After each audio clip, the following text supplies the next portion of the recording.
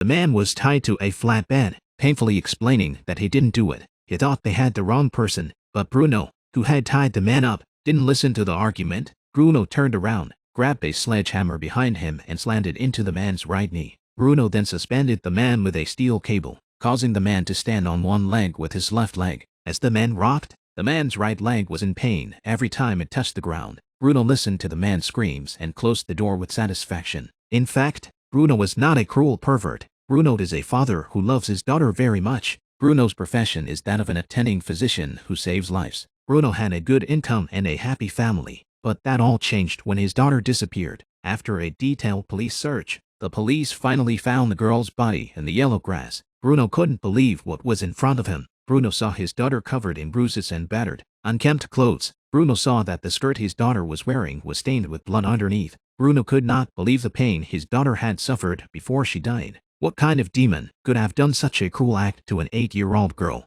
The police worked efficiently, and by comparing the residual body fluids, the murderer of his daughter was soon caught by the police. The murderer was smiling all the time when facing the media interview. The murderer showed no remorse or guilt. Bruno understood why the murderer was so calm. It turned out that before that, the murderer had killed 3 girls in the same way, but the murderer had been acquitted before due to lack of evidence. In Bruno's daughter's case, Bruno had enough evidence to prove the murderer's crime, but because there is no death penalty in local law, the murderer was sentenced to a maximum of 25 years in prison. Such a punishment was obviously not enough to ease Bruno's anger, so Bruno decided to take revenge on the murderer himself. Bruno first rented a house in the countryside overgrown with bushes. Then, Bruno hired a thief to open the door of the police car. All this Bruno did not tell his wife. After a few days of Bruno's preparation, the opportunity to strike came. The police were taking the murderer to court. Bruno was driving behind the police car. Soon, the driver of the police car fell into a coma from a pre-placed drug.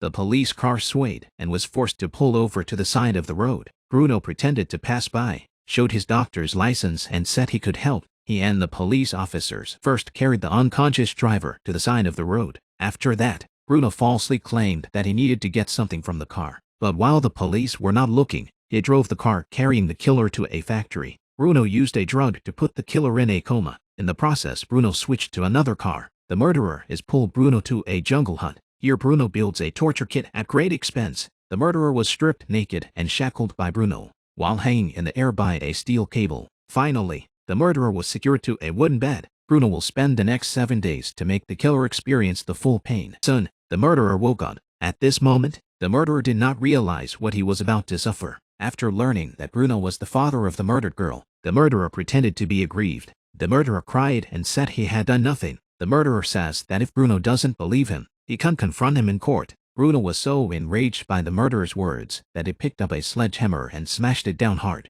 The murderer's knee was powdered and broken. Satisfied, Bruno turned around and grabbed a bottle of beer and sat it down. Bruno listened quietly to the screams of the murderer. His daughter had been brutally raped and murdered by this murderer. The law can punish the guilty, but it cannot bring salvation to the father. So Bruno wanted to take revenge in his own way. On the first day, Bruno chained the murderer's neck, causing the killer to stand on the ground with only one leg. As the steel cable swayed, the killer's bones cracked every time his right leg touched the ground, resulting in painful suffocation. This painful process lasted the killer all night. Bruno listened all night in the next room. Each scream of the murderer made Bruno feel more comfortable than ever. The next morning, Bruno woke up the murderer with his urine. Bruno stomped on the murderer's squashed knee as a way to make him more awake. Bruno also prepares a fine breakfast for the murderer, making sure that the murderer does not die of hunger. In the evening, Bruno makes a phone call to his wife Sylvie. Bruno told Sylvie about his revenge on the murderer. Apparently, Sylvie does not agree with Bruno's approach.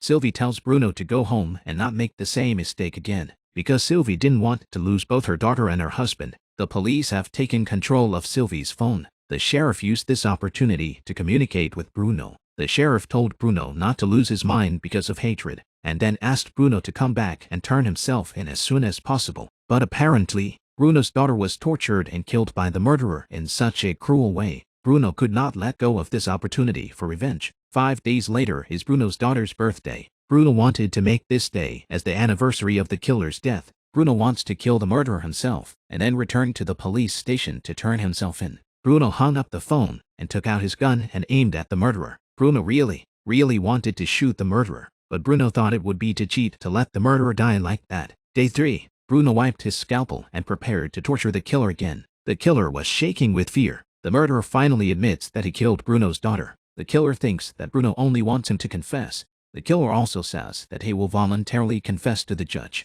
The murderer said that even if he was allowed to spend a few more years in prison, it would not matter. However, Bruno still did not feel any remorse in these hypocritical words. Once again, Bruno could not hold back his anger, and he hung the murderer's hand. Meanwhile, the murderer's body was heavily whipped by a thick chain. Bruno used all his strength with each stroke. The murderer's flesh became a bloody mess. Because of such violent blows, the murderer could not bear the pain and passed out. But Bruno's anger was still unquenched and continued to beat him harder. Although Bruno was exhausted, he still refused to stop. Throughout this time, the police kept searching for Bruno's location. But because of Bruno's strong anti-surveillance sense, the police did not find a single breakthrough. The police made so much effort just to rescue a criminal. A young police officers had some questions. One day, the murderer was beaten down to his last breath. But Bruno is a professional doctor. He could easily control the extent of the killer's superficial injuries. It was not easy for the murderer to die. On TV, Bruno saw the media interview with Sylvie. What he didn't expect was Sylvie's open opposition to Bruno's actions. Sylvie said her husband was a madman and that Sylvie and all made no sense. Bruno couldn't understand and he angrily dialed Sylvie's phone. The day the girl was killed, Sylvie should have been with her daughter. Instead, Sylvie let her daughter go out alone. "I'm avenging my daughter's death, and you're calling me crazy." The two argued fiercely on the phone, and the call gave the police plenty of time to locate the signal. The police immediately sprang into action, but when the police reached the room they found, the police realized that Bruno had seen it all. The location of the signal that the computer had relayed multiple times was a fake. Bruno hung up the phone. He looked at the murderer in front of him. Bruno was very angry and decided to punish the murderer. Bruno took out a bottle of a drug called arrow poison. This drug can paralyze a person's entire motor system, but consciousness can still remain absolutely clear. Terrified, the murderer guessed what Bruno was going to do and cursed. "You're worse than me." The potion proved to be very effective to prevent the killer from suffocating to death. Bruno was also kind enough to insert the device into him. Bruno first showed the killer the scalpel. Bruno then took out a picture of his daughter and placed it on the murderer's body. Thanks to Bruno Hamel's excellent medical skills, the murderer's kidney was removed intact. 8-year-old daughter was raped and killed by this killer. The father, Bruno, a doctor, cut out the kidney of the murderer. Then he cooked the murderer's kidney into soup and made the murderer drink the soup. When the murderer woke up, he didn't expect Bruno to be so mad. Unable to bear the torture, the murderer begged Bruno to do it directly. The murderer kept provoking Bruno with his words. "I raped and killed for girls. Your daughter was the best." Before she died, she kept calling out for her father. At this point, Bruno couldn't hold back any longer. Bruno grabbed the killer by the neck and he wanted to strangle him right away. Fortunately, anger didn't make Bruno completely lose his mind. Bruno knew the murderer wanted to get rid of him as soon as possible. Bruno stopped at the last moment. Doctors are supposed to save lives and help people. Instead, Bruno became a cruel demon. These days, Bruno also thinks a lot about whether he did the right thing. Bruno's moral and conscience concerns caused him much suffering. On the 5th day, Bruno went outside to buy something in the store. The girl at the checkout recognized Bruno's identity. The girl did not report him to the police. Instead, the girl gave Bruno support when she gave him change. This girl's support boosted Bruno Hamel's confidence. So, after returning to the hut, he turned the murderer into a full-blown eunuch. The media interviewed 3 other victim families. 2 of these families expressed great support for Bruno's actions. They only wished Bruno had been more aggressive. But one of the single mothers disagreed with Bruno's approach. She believed that since her daughter was dead, it was best to forget the pain and let life return to normal. At the same time, the single mother forgot what the killer looked like. Bruno, upon hearing this, was so angry that Bruno couldn't help but ask in his mind, "Are you still worthy of being a mother?" So, that day Bruno sneaked into the woman's house. He took her to the murderer in a daze. Sledgehammer. "Go ahead, you must really want to kill him." But now the woman was too frightened to move, so Bruno left the woman alone with the killer. Bruno gave her enough time for the woman to remember what this demon had done to her daughter. In the early hours of the 6th day, after a night, the woman still did nothing. Instead, she cursed Bruno as the devil. This woman thought she had managed to forget her pain, but Bruno made her suffer once again. This woman's holy heart exploded. The woman tells Bruno that torturing the murderer is equivalent to killing his daughter.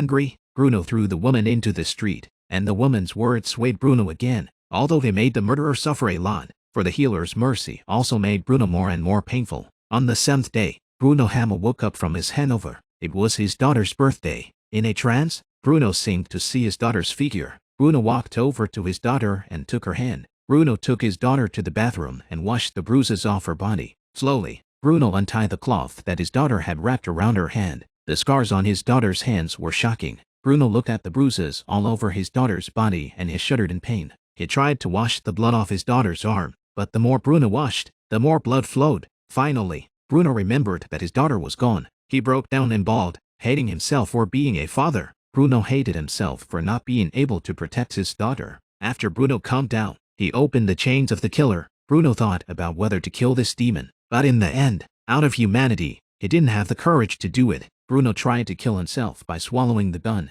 but by then the police had found the place. The sheriff's call pulled Bruno back from the brink of death. Bruno slowly walked out of the room, and he surrendered himself to the police. But Bruno didn't regret what he had done, because at least Bruno gave his daughter an explanation.